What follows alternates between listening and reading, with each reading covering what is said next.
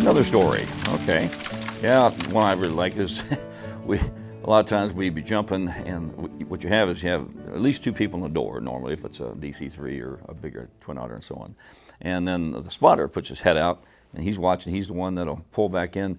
He'll usually put streamers out. He'll dump streamers in there. They're weighted pieces like crepe paper, and they're long ribbons of crepe paper with weights on them.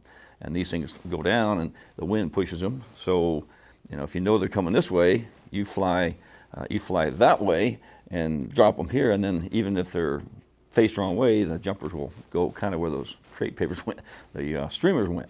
So they're dropping those, and they're trying to estimate where to put you out. So he's the boss. He's the boss telling you when to go, and you don't have much to say about it. You can talk to him a little bit, but if he punches you, you go.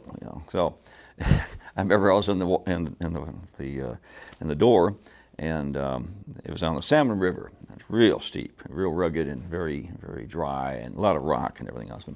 And so you pick your spots very carefully, and he's picked this one jump spot, and you want the best, nice, comfortable landing. But I'm in the door, and I'm looking at this thing, and I'm going, hey, that's a rock slide.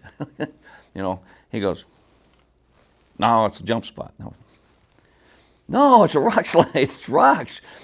No, it doesn't look too bad. And he slaps me. He gives me, doesn't look too bad, like that. Like, now go. Now. So I go, and geez, I'm down going, this is really going to hurt. And luckily, when I landed across the slope instead of, if you run into it, it's like you run into a wall. But if you go across, you can kind of roll, and that's what I did. And I just, and I slammed into the rocks, but I was okay. Some people hit, just horribly, but I made it. But I always remember that. It didn't look too bad. Just, geez. So that was always a good one. And let's see, the other one, the other jump one when I was in the door first, it was over in Region 6, and they have different specifications of how you win and how you can jump. Different criteria for what's right, what's not, what's legal, what's not. And we're pretty safety conscious in Region 1. Region 6, whole different thing. That's Oregon, Washington. Well, I was over there, and it's big trees, big stuff, and a lot bigger than we have here sometimes. And they put me in the door first, and I'm in there, we're boosting their crew. They got their spotter and their plane, and it's just our jumpers, some of our jumpers. And I'm in the door, and I'm just getting ready. I think it was by the Three Sisters. Anyway, my people kept yelling at something at me, and they're,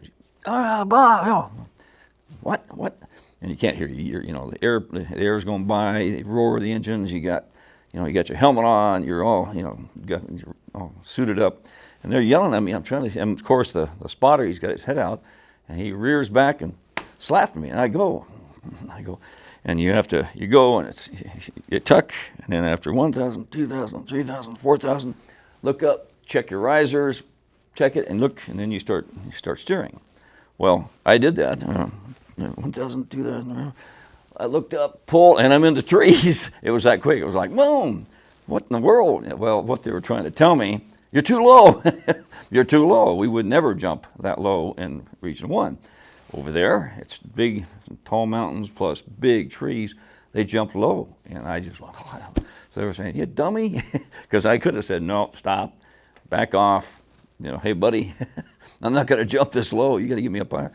Didn't even think of it. I was rookie enough to say, well, I'll go anywhere you want me to. And so they came after me later and went, what are you doing jumping that? But I did. I survived, so that was a good one. Heart pounding and so on. So.